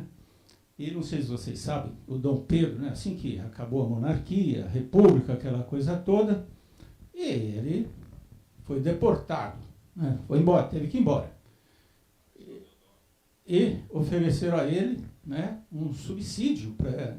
Quer dizer, até que foi, digamos, foi uma coisa meio suave, porque na Revolução Francesa acabaram matando todo mundo lá. Né? Lá na União Soviética mataram a família lá, né? Os czares, então foram todos mortos. Violência, né? Quer dizer, muita violência. Aqui no Brasil a coisa, acho que como sempre foi suave. E então ofereceram para ele esse subsídio mensal para ele viver e tal, mas ele teria que ir embora, pois ele negou. Isso seria uma coisa mais ou menos lá de uns 100 mil reais por mês. Não era coisa pequena, não. Olha só que esse Dom Pedro até que tinha bons princípios, né? Às vezes a gente até pensa, será que a monarquia não seria melhor? Não, é claro que não. Mas era um sujeito, né, que tinha muita cultura, queria educação, como falou o doutor Taufik. Aparece lá a palavra educação na Constituição de 1824. E então acho que eu sou assim bastante otimista com o nosso país. Acho que avançamos bastante, vamos melhorando muito. O doutor Rogério que falou tudo muito bem desse controle que é possível. Então, acho que temos que caminhar, porque eu acredito que vai dar tudo muito certo aqui no Brasil. A minha área, a área das comunicações, né? Sim, eu estou lá na TV Cultura, porque acreditei muito, né, nessa questão do auxílio dos meios de comunicação para a solução dos nossos problemas sociais, né? E essa era a intenção também do governador na época, o doutor Abreu Sodré, que criou a TV Cultura para ajudar as pessoas, para alavancar essas pessoas, para que elas não ficassem nesse limbo, né? Então, esses meios poderiam ajudar muito. Mas hoje eu vou falar um pouco da questão também da importância do rádio, né? O rádio, vou traçar aqui um panorama aqui desde o começo, mas será rápido, não se preocupem, mas que o rádio também é de extrema importância, não é? E um pequeno histórico, né? A primeira emissora de rádio que surgiu aqui no Brasil no dia 7 de setembro de 1922. Foi a transmissão do discurso do presidente Epitácio Pessoa. Foi uma iniciativa do médico e professor Edgar Roquete Pinto. Roquete Pinto, então, pessoa super famosa e que também achava que o rádio poderia ajudar muito os brasileiros, né? Por isso, quando ela surgiu, ela era uma emissora educativa cultural, né? Era esse o objetivo principal. É claro que depois essas emissoras sempre têm problemas financeiros e tudo mais, ninguém gosta muito de investir em emissoras educativas. Aí então não tinham comerciais, mas aí começou, né? Depois, lá por volta de 1930, por aí, entraram os comerciais, senão a emissora não sobreviveria. E assim foi caminhando o rádio, né? Rádio Nacional, tal, sim, grandes audiências, as radionovelas. Depois as telenovelas veio, digamos, com base já nessas radionovelas. Enfim, grandes audiências. Na década de 60, surgiu um movimento chamado Rádios Livres, porque era tudo meio bloqueado, né? Vocês daqui a pouco vão entender. Esse movimento surgiu na França. E aqui no Brasil ele aconteceu também, em Sorocaba e também na cidade de São Paulo. Eram rádios livres, exatamente tentando buscar uma brecha para ajudar a população. Mas foi muito difícil, né? Nós vamos ver que hoje nós temos essa possibilidade. Com a mudança, com a legislação atual, equipamentos atuais, isso é possível. Mas as leis que dificultaram esse diálogo e a participação da população. Então, a Lei 4.117, de agosto de 1962, presidente João Goulart, é o Código Brasileiro de Telecomunicações. Diz aqui o artigo 29. Compete ao Conselho Nacional de Telecomunicações fiscalizar o cumprimento das obrigações decorrentes das concessões, autorizações e permissões de serviços de telecomunicações e aplicar as sanções que estiverem na sua alçada. Fiscalizar o cumprimento por parte das emissoras de radiodifusão das finalidades e obrigações de programação definidas no artigo 38, e que diz o seguinte: os serviços de informação, divertimento, propaganda e publicidade das empresas de radiodifusão estão subordinadas às finalidades educativas e culturais inerentes à radiodifusão, visando aos superiores interesses do país. Bem, a gente já começa a ver que, para ter uma emissora de rádio ou de televisão, teria que ter ou uma concessão ou uma permissão. Então, já havia um certo bloqueio, não era qualquer um que podia abrir aí uma emissora e vamos trabalhar. Nem mesmo as rádios livres que tentaram isso, mas era uma coisa muito cara e a legislação também não permitia. O artigo 83 dessa lei, que diz assim: a crítica e o conceito desfavorável, ainda que veemente ou narrativa de fatos verdadeiros, não darão motivo a qualquer reparação. E o artigo 89, é assegurado o direito de resposta a quem for ofendido pela radiodifusão. Bem, nós estamos aí num período que ainda tinha uma certa liberdade, era ainda o governo João Goulart, né? Então, nós vamos ver que daqui a pouco isso acaba, porque em seguida veio a ditadura e aí a coisa começou a apertar, né? A lei 5.250 de fevereiro de 67, uma lei da imprensa, que era a época do presidente Castelo Branco, né? Essa lei foi revogada agora em abril de 2009 pelo Supremo Tribunal Federal, que diz o seguinte, no capítulo 1º, da liberdade de manifestação do pensamento da informação. É livre a manifestação do pensamento. Olha que era uma lei que estava lá em plena ditadura. É livre a manifestação do pensamento e a procura, o recebimento e a difusão de informações ou ideias por qualquer meio e sem dependência de censura, respondendo cada um, nos termos da lei, pelos abusos que cometer. O parágrafo 3º diz: os programas de noticiário, reportagens, comentários, debates e entrevistas nas emissoras de radiodifusão deverão enunciar, no princípio e no final de cada um, o nome do respectivo diretor e produtor. Portanto, aí, quer dizer, a pessoa, se desse uma vacilada lá, né, já saberia quem é. O diretor vai responder por isso, né? E tudo dependia também da interpretação daquilo que foi dito, certo? Então a gente sabe que também pode se interpretar assim ou assado, e como era uma ditadura, qualquer coisa que fosse, digamos assim, meio fora daquilo que eles estavam pretendendo, a pessoa era enquadrada. Então o diretor, o responsável, estaria enquadrado, digamos assim. O parágrafo 4º, o diretor ou principal responsável do jornal, revista, rádio e televisão manterá em livro próprio que abrirá e rubricará em todas as folhas para exibir, em juízo, quando para isso for intimado, o registro dos pseudônimos seguidos, assinaturas dos seus utilizantes, cujos trabalhos sejam ali divulgados. Portanto, a pessoa ia responder em juízo. Então, e por isso que todo mundo tinha medo mesmo.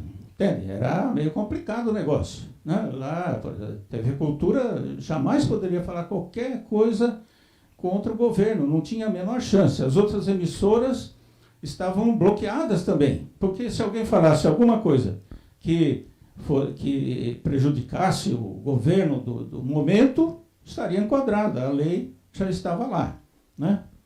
E tem mais, o artigo 17, parágrafo 3º. Não se admite a prova da verdade contra o presidente da República, o presidente do Senado Federal, o presidente da Câmara dos Deputados, os ministros do Supremo Tribunal Federal, chefes de Estado ou de governo estrangeiro ou seus representantes diplomáticos. Portanto, a coisa estava muito clara. Se alguém ofendesse o presidente da República, provavelmente seria preso.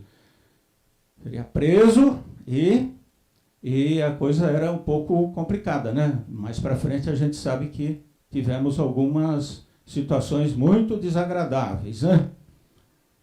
É o caso do Vladimir Herzog, né? Que foi preso e acabou sendo morto lá na cela. O artigo 37 são responsáveis pelos crimes cometidos através da imprensa e das emissoras de radiodifusão, o diretor ou redator registrado de acordo com o artigo 9º, no caso de programas de notícias, reportagens, comentários, debates ou entrevistas transmitidos por emissoras de radiodifusão. Enfim, vejam que já, o caso do Vladimir Herzog foi já no governo Geisel, né? Então, mas já vinha essa legislação ali já favorecendo essas prisões. No caso dele, a acusação parece que, como ele pertenceu ao Partido Comunista, tal, mas outros pertenceram também, como o Alberto Goldman e tudo mais, mas ele era o chefe de redação lá da TV Cultura. Acho que não gostaram de alguma coisa lá. Ele acabou sendo levado para a sede lá do 2º Exército. Nem foi levado porque o presidente da Fundação Padre Anchieta se comprometeu a levá-lo para que não fosse uma coisa assim tão vexatória. E ele levou, de fato. Só que depois ele apareceu morto lá, né? E até hoje a polêmica é muito grande. E ainda teve em seguida o Decreto-Lei número 314, de março de 67, também com Castelo Branco, dos crimes e das penas. Artigo 29. Ofender física ou moralmente quem exerça autoridade por motivo de faccionismo ou inconformismo político-social, pena, reclusão de 6 meses a 3 anos. Artigo 31. Ofender a honra ou dignidade do presidente ou do vice-presidente da República, dos presidentes da Câmara dos Deputados, do Senado ou do Superior Tribunal Federal, pena, detenção de 2 a 3 anos. Então, estamos dentro dessa época do governo militar, tá certo? A coisa era realmente muito complicada. E assim foi, não é? Até que agora podemos falar que chegamos então na nossa Constituição Brasileira de 1988.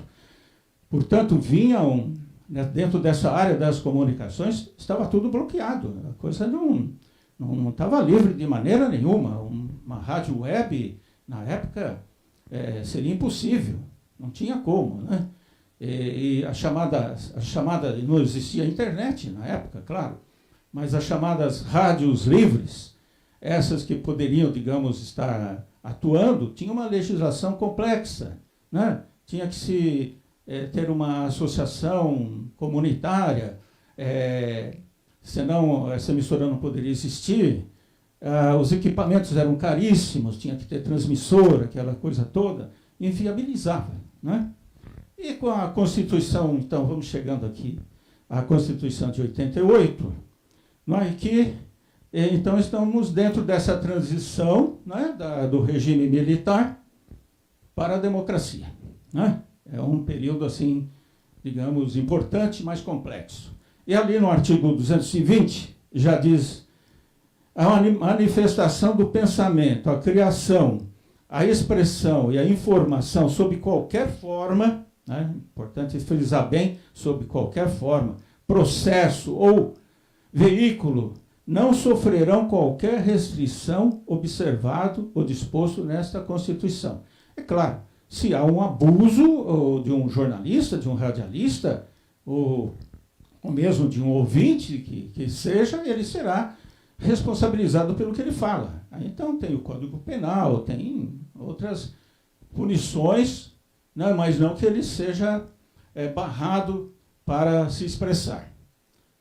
O artigo 221, a produção e a programação das emissoras de rádio e televisão atenderão aos seguintes princípios: preferência a finalidades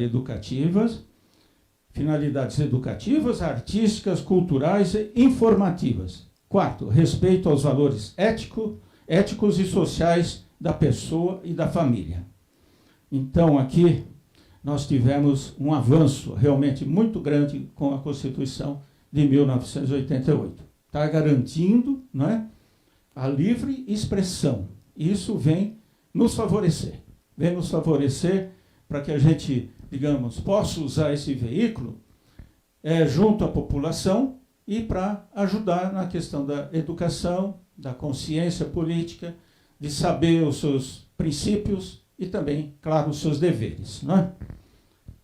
Agora, no dia aqui, já na lei 12.000, então vamos para mais um avanço, lei 12.965, 23 de abril de 2014, presidente Dilma Rousseff. É o marco regulatório da internet. Isso aqui é super importante, né? O artigo 2º, a disciplina do uso da internet no Brasil tem como fundamento o respeito à liberdade de expressão, bem como os direitos humanos, o desenvolvimento da personalidade e o exercício da cidadania em meios digitais. Aí estamos falando de internet, estamos falando já de rádio web, estamos falando da televisão também, da televisão via internet. A pluralidade e a diversidade. A finalidade social da rede. Aí, justamente, a finalidade social. Para quê? Para que a gente possa avançar na questão da igualdade, na questão da liberdade, da consciência. Aí sim, quer dizer, com calma, acho que dá para ir conseguindo que o povo também, a população em geral, se esclareça e busque seus direitos. Não é? Não precisamos criticar esse ou aquele prefeito, aquele outro. Não. Se esse povo tiver consciência, souber dos seus direitos, né, de buscar os tribunais, então vai ficar tudo mais fácil, né? É o que depende. A disciplina, o artigo 3º, a disciplina do uso da internet no Brasil tem os seguintes princípios: garantia da liberdade de expressão, comunicação e manifestação do pensamento, nos termos da Constituição Federal. Preservação da estabilidade, segurança e funcionalidade da rede por meio de medidas técnicas compatíveis com os padrões internacionais e pelo estímulo ao uso de boas práticas. A preservação da natureza participativa da rede. Aqui, então, estamos falando da participação das pessoas junto lá com o seu locutor. Então, você tem a sua rádio web, você está transmitindo, o ouvinte pode interferir, pode discutir, tem essa questão da participação, para não ser algo que seja uma via única. O apresentador fala e as pessoas escutam e fica por isso mesmo. E o que acontece nas redes abertas, a gente sabe. Quando tem a participação do público, normalmente é para coisas pequenas, entende? Elogiando esse, aquele, mas não colocando a sua opinião de fato assim, em relação a direitos, deveres e tudo mais. Aqui, agora, do direito de acesso à internet a todos, do acesso à informação, ao conhecimento e à participação na vida cultural e na condução dos assuntos públicos.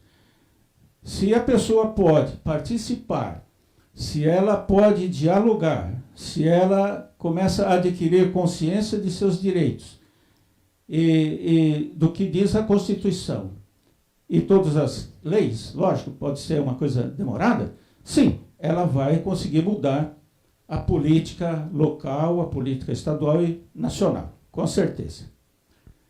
Na interpretação desta lei serão levados em conta, além dos fundamentos, princípios e objetivos previstos, a natureza da internet, seus usos e costumes particulares e sua importância para a promoção do desenvolvimento humano, econômico, social e cultural. E a gente fala, bom, mas quer dizer, as pessoas, para terem acesso, elas têm que ter acesso à internet. Hoje nem todos têm ainda. Mas a coisa está avançando bastante. Daqui a pouco vem aí o 5G. Esses equipamentos não são caros. Hoje, grande parte da população já tem sim acesso à internet, tem o seu celular, tem o seu computador, e não custa muito não, digamos assim, até favorecer a compra desses equipamentos, né? Eu acredito que as autoridades devam facilitar esse acesso para essa consciência, para essa intervenção, e também em nome da educação, da cultura e tudo mais, né? Então, eu mantenho doutora Beatriz também, nós temos uma rádio web, nós estamos, digamos assim, num período até ainda experimental, mas ela já está funcionando, né? Não é nada caro para se montar uma rádio web, não, uma coisa, digamos, R$5.000, uma associação ou uma pessoa pode montar essa rádio. Os equipamentos não são assim tão caros, não é? E a rádio web, ela está aí à disposição de todos. Esse diálogo com a população pode ser efetivo. Eu acredito muito que possa ajudar a sociedade a realmente buscar melhorar o nosso país, né? Melhorar a sua própria situação, claro, pessoal, né? Porque ela vai avançar muito no seu conhecimento e ela vai ajudar a sua comunidade, o seu município, ajudar o nosso país, com certeza. No domingo agora, teve um artigo do ex-presidente Fernando Henrique Cardoso, que achei até bastante interessante, né? Ele que foi presidente durante 8 anos, teve uma vida política intensa, né? A esposa, a doutora Ruth Cardoso, que eu acho que era uma socióloga e acho que até mais ativa que o próprio presidente, mas ele teve muita experiência, né? Então, é um artigo, mas eu retirei um trecho aqui para falar para vocês. O país tem as condições necessárias para que o povo viva com maior bem-estar. O que falta? Pergunta ele. Falta o essencial, que o povo pressione por seus direitos, que cumpra seus deveres, sobretudo, que a elite olhe ao redor de si e tome consciência de que, com tanta desigualdade, a prosperidade nacional desaparece nas periferias e nos campos. Ele que esteve por 8 anos no governo federal, né, presidente, acompanhou muita coisa. Eu acho que está aqui. E a possibilidade hoje da gente, com essa nova legislação e com essa abertura pela internet e pelos equipamentos, digamos que todos podem conseguir acessar e tudo mais, a gente pode ajudar muito, muito, muito mesmo para resolver problemas sociais. Acho que é a base, né, de tudo isso. Acredito muito nessa situação, nesses objetivos, né, e, naturalmente, algo que a gente tem que... a nossa Constituição, naturalmente, é muito boa, só que, então, precisa desse entendimento por parte de todos, né? A gente sabe que isso é muito difícil, né? Quem convive com as comunidades periféricas sabe que não é muito fácil, porque as grandes redes, as comunicações de massa, elas não estão preocupadas em tirar esse pessoal da situação que está. São coisas assim massificantes, né? Naturalmente, com objetivos muito financeiros, não vai alterar muito não, né? Mas, agora, com essa penetração comunitária e por intermédio desses equipamentos e dessa nova legislação, eu acredito muito que o país possa avançar e a gente chegar num patamar de bem-estar para todos. Muito obrigado.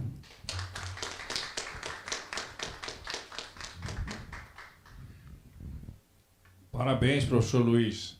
Só gostaria de perguntar ao senhor qual é o link da rádio web que o senhor dirige. Por gentileza, nos esclareça, por favor. Olha, é um nome assim que precisaria escrever, porque só falando é meio difícil, se chama www.radiomoarandu.com.br. Moarandu vem da linguagem indígena, né? Que é transmitir sabedoria. Quer dizer, transmitir sabedoria. Era o que os índios então faziam, né? Então, o cacique que tem mais conhecimento reunia todo o pessoal para transmitir suas sabedorias. Então, Moarandu é que transmite sabedoria, né? Veja, eu já venho trabalhando nisso há algum tempo, né? Eu tive um programa chamado Caminhos Alternativos na Rádio Trianon de São Paulo, né? Que já tinha esse objetivo. Depois de um certo tempo, eu resolvi que poderia ter essa rádio web, então parti, quer dizer, também fazendo parte de um projeto de pesquisa participante, né? De estar junto ali e entendendo o que é a população e tentando entender o que a rádio web pode facilitar. No começo, o nome da nossa rádio era www.caminhosalternativos.com.br, mas daí a CBN resolveu fazer um programa também chamado Caminhos Alternativos. Então, e eu, mesmo sabendo que, conhecendo a legislação, eu não tinha providenciado o registro, né, da marca.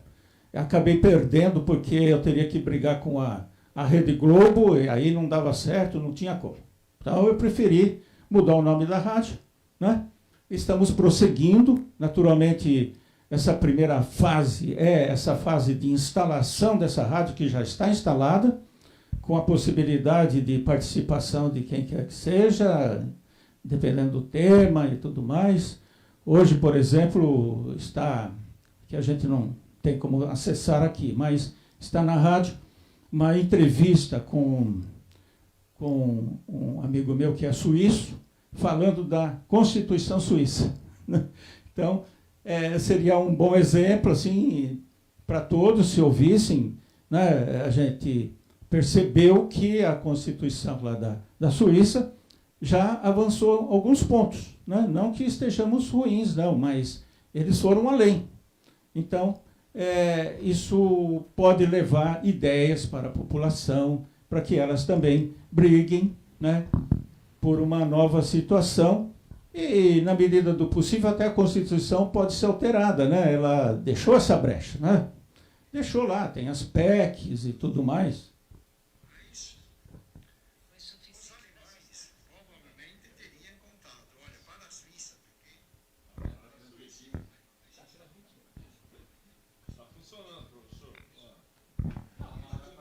Olha, funciona. Vai lá, por que não? Vai narrar lá, por que não? Mas ela tá no ar, né? Isso, quer dizer, basicamente, nós temos nosso estúdio pequeno, os microfones, uma mesa de som, naturalmente o computador, um equipamento que as pessoas podem ligar e entrar ao vivo, se for o caso. Tem o site, né? Tem o site que as pessoas podem, tá lá, né? Tem o site, canal no YouTube, o Dr. Carlos já nos deu a alegria de participar várias vezes, falando da nossa Constituição, né? Então, estão todos convidados, naturalmente, emissora aberta, estamos lá à disposição, né? O objetivo é realmente levar todas essas informações. É claro que tem que avançar. Como eu disse, em primeiro lugar, lá está instalada a emissora funcionando, né, devidamente. Tem o streaming, tem tudo, né? Está tudo funcionando. Agora, é lógico que agora eu tenho que cuidar de avançar, isto é, tentar conectar esse povo, tenho que divulgar nessa periferia, né? Não só na periferia, claro, para todos os lugares, mas se queremos atingir essa população que sofre essa desigualdade, essa pobreza, isso mais aquilo, não é? Eu tenho que trazê-las, né, para que elas venham ouvir e participar da nossa rádio. Eu tenho que divulgar. Isso eu terei que fazer. Né?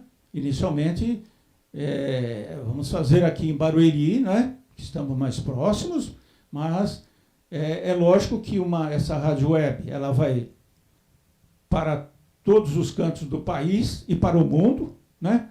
A experiência de Barueri pode servir para outras comunidades e que se avance, né? Outras pessoas que abram essas rádios webs, né? Que consigam, naturalmente, com bons propósitos, não precisa ficar metendo pau no prefeito, não sei o quê, não. Se a pessoa estiver consciente, sabendo todos os seus direitos, ela vai buscar. Não haverá político que aguente, né, um questionamento geral de honestidade e tudo mais. Eu acredito muito nisso. Acho que a gente pode avançar nesse sentido.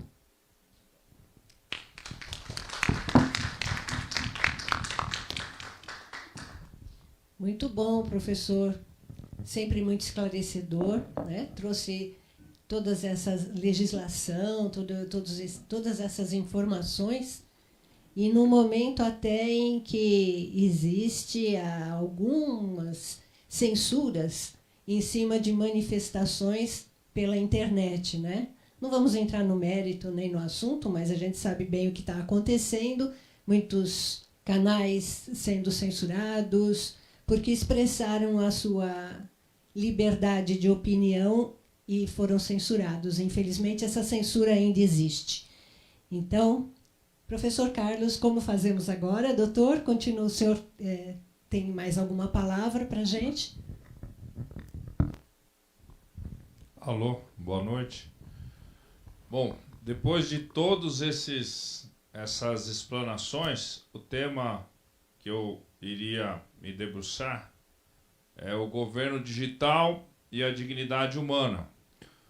Só fazendo um encerramento, para não me alongar mais, a sociedade brasileira e a sociedade mundial, pós-Covid-19, realmente ela se reinventou, como disse o Dr. Robson. E muitas coisas que aconteceram, tanto na pandemia, como agora que nós estamos saindo, espero que estejamos, vieram para ficar. Vieram para ficar. Temos aí presente a questão das audiências online, as rádio webs com maior difusão, os direitos dos cidadãos podendo ser mais facilmente acessados por meio do Estado e por meio de ferramentas e aparelhos e comunicações digitais, como brilhantemente o Dr. Rogério e o Dr. Luiz Deganello nos trouxe. Antes da pandemia nós já tínhamos, como o Dr. Luiz também já comentou na sua fala, o Marco Civil da Internet Brasileira. Nós já tínhamos, agora mais recentemente, né, a LGPD, Lei Geral de Proteção de Dados, e já temos a Lei Federal do Governo Digital. No dia 27 de agosto, tive a honra de participar de uma mesa de debates realizada, e inclusive fazendo um intercâmbio entre Brasil e Estados Unidos, onde nós podemos, juntamente com professores da USP, técnicos do IPT e técnicos da Flórida, discutir não só o Marco Civil brasileiro e a LGPD brasileira, que teve sua inspiração no continente europeu e norte-americano, mas também o governo digital. E eu, como especialista em direito constitucional, mestre em direito constitucional, me preparando para o doutorado em direito constitucional, professor Rogério, eu me inscrevi no MBA e me encontro cursando o MBA atualmente sobre gestão de cidades inteligentes, que são as Smart Cities, também denominadas como Smart Cities, que será um tema altamente solicitado em termos de municípios, Brasil 5.570 municípios, os estados brasileiros, estados membros, e na União Federal. Eu não vou me alongar mais, até em decorrência do horário, nós infelizmente atrasamos um pouco, mas também gostaria só de deixar registrado que sou autor já de 2 livros, graças a Deus. Escrevo sobre os municípios brasileiros, Dignidade Humana, e estamos trabalhando agora em mais 2 livros, professor Luiz, que serão lançados entre o ano de 2021 e 2022. Teremos novidades pela frente. Gostaria de agradecer a todos os participantes da mesa, a todos os ouvintes, colegas. Nós somos acessíveis. Os alunos costumam achar que os professores, né, às vezes não pode falar com os professores. A gente só tem um pouquinho mais de experiência que vocês, um pouquinho só. Mas todos nós somos acessíveis. Se vocês quiserem conversar conosco num futuro próximo, inclusive com relação a questões acadêmicas, carreira profissional, mentoria profissional, etc. Todos nós aqui, eu me dou a liberdade de falar que todos, porque eu sei que nenhum irá negar a palavra ou a orientação ou a troca de experiência que nós já tivemos a mais na vida, não é, professor? E o professor Luiz é meu professor também. A professora Beatriz Deganella é minha professora literalmente de Pilates. E ela é brava, hein, gente? Ela fala assim, com essa voz calma, mansa, mas eu tomo vários puxões de orelha dela lá nas aulas de Pilates. Eu e o professor Luiz, né, professor? Mas somos ali assíduos. Não é, professor? Assíduos. Não falo. Eu agradeço e conclamo a todos, para finalizarmos, ficarmos próximos às bandeiras oficiais do Brasil, do Estado de São Paulo, do município de Barueri, da OAB, e cantarmos o hino nacional como epílogo desse encontro maravilhoso, democrático e republicano, que a 117ª subseção da OAB Barueri, presidida pela doutora Ana Luísa de Castro, proporcionou a nós, cidadãos brasileiros, porque também somos cidadãos. Muito obrigado a todos e vamos ao hino nacional.